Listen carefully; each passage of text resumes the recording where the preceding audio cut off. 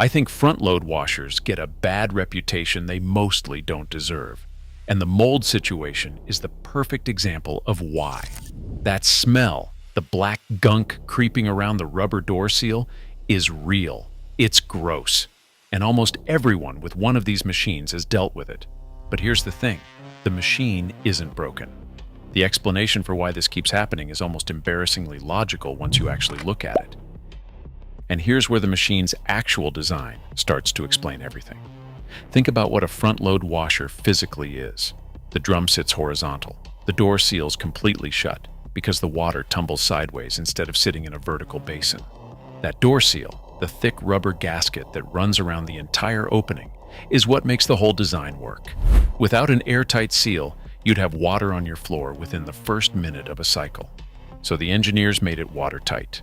They did exactly what they were supposed to do. The problem is what that gasket looks like up close. It isn't a flat ring of rubber. It's folded. There's a deep channel, almost like a cuff, that runs all the way around. And when a wash cycle ends, that fold collects whatever the drum was carrying. Moisture, lint, hair, soap residue. It all settles into that channel, and then the door closes, and that space becomes almost completely sealed off from the outside air. Dark, warm, damp. Basically a perfect environment for something to grow. What grows there is what scientists call biofilm. That's a living layer of bacteria and mold that anchor themselves to a surface and form a kind of protective coating that makes them genuinely hard to remove. In plain terms, it's not just surface mold you can wipe away with a damp cloth. It's a colony that's embedded itself into the rubber. And once it's established, it produces that musty, sour smell that no amount of washing seems to fix, because the next wash cycle isn't cleaning the gasket, it's just feeding it more moisture. Now, a top loader doesn't have this problem in the same way, and the reason is almost comically simple. When a top loader finishes a cycle, the drum is vertical, the water drains down and out, and the lid, which doesn't require the same kind of pressure-sealed gasket as a front loader, can sit open and let the whole interior air out naturally. The geometry just works in its favor. A front loader's geometry works against it. The seal that makes it function is the same seal that traps humidity inside. And then there's the detergent situation, which I find genuinely interesting because it adds a second layer to the problem. Front-load washers are high-efficiency machines. They use significantly less water than traditional top loaders. That's part of the design, part of why they're considered more economical. But less water means less rinsing. And if you're using a standard detergent, or using too much of it, the excess soap doesn't fully rinse out. It leaves a residue on the drum, on the gasket, on every interior surface. That residue is essentially a food source. You're not just creating the right environment for mold, you're actively providing it with something to eat. What I find interesting is that the machine is doing exactly what it was engineered to do. The sealed gasket is a feature. The low water cycle is a feature. The horizontal drum is a feature. None of these things are mistakes. The problem is that nobody told us, clearly, at the point of sale, in plain language, what we'd need to do differently in return for all that efficiency. The machine was designed with engineering logic. It was sold without behavioral instructions. And that gap is where the mold lives. Which raises the obvious next question. If the design creates the conditions, then what are we actually doing day to day that turns a moisture-prone machine into a genuinely gross one?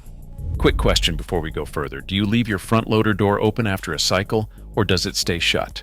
Drop your answer in the comments below. Because the answer to that one habit tells you almost everything about what happens next. And here's where it stops being about the machine at all. That engagement question, whether you leave the door open after a cycle, isn't trivia. It's the single most revealing habit in the whole situation. Because leaving that door shut is probably the most common thing front loader owners do. And it's the thing that turns a manageable moisture problem into an actual mold problem. When the cycle ends, the interior of that drum is warm and humid. The gasket is wet. Every surface in there has just been through a hot, steamy wash.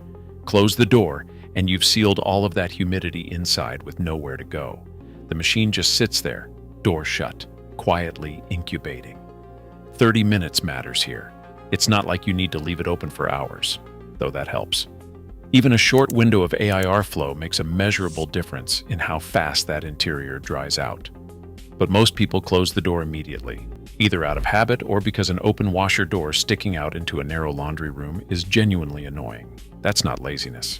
That's a real design tension nobody at the point of sale warned you about. Then there's wet laundry sitting in the drum, which compounds the closed door problem in a way that's almost too obvious once you see it. If a cycle finishes and the laundry sits in there for even half an hour, which happens constantly because life doesn't pause for laundry, you've now got wet fabric adding moisture to an already humid sealed space. The drum wasn't going to dry out quickly anyway. Wet clothes make that timeline significantly worse. And then there's the detergent issue, which honestly deserves more attention than it gets.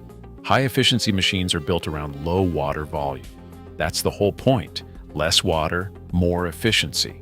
But less water also means the rinse cycle has less to work with.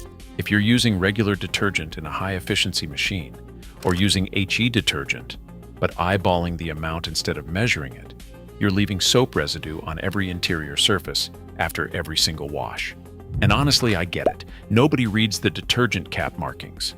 They're small, they're confusing, and the instinct is always that more soap means cleaner clothes. It doesn't.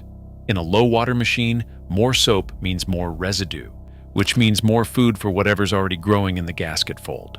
Speaking of the gasket, and this is the part that I think genuinely surprises people, that rubber cuff collects debris after every single wash cycle. Lint, hair, the occasional forgotten receipt, moisture. All of it settles into that fold, and most people never look at it, let alone touch it. Not because they're negligent, but because the gasket isn't visible when the door is closed, and the machine appears clean from the outside. The problem is entirely hidden until it isn't, until the smell is bad enough that you start investigating, and then you fold back the gasket and find something that looks like it's been growing there for months, because it has. So when you add all of this up, door closed immediately after every cycle, wet laundry sitting in the drum, too much detergent leaving residue, and a gasket that never gets touched, you're not looking at a defective machine. You're looking at a machine that was engineered for efficiency and then used in ways that efficiency-focused design doesn't tolerate well. The machine isn't broken. It's doing exactly what a sealed, low-water, high-efficiency appliance does.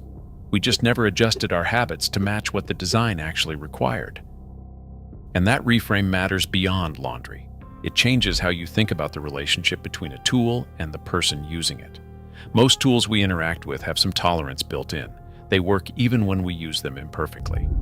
Front-load washers have very little of that tolerance. They reward the right habits and punish the wrong ones in a very specific, very visible, very smelly way. The mold isn't a malfunction, it's feedback. The machine has been telling us something about how we use it for years. We just weren't listening. Subscribe if you want more like this, and watch the next one on screen.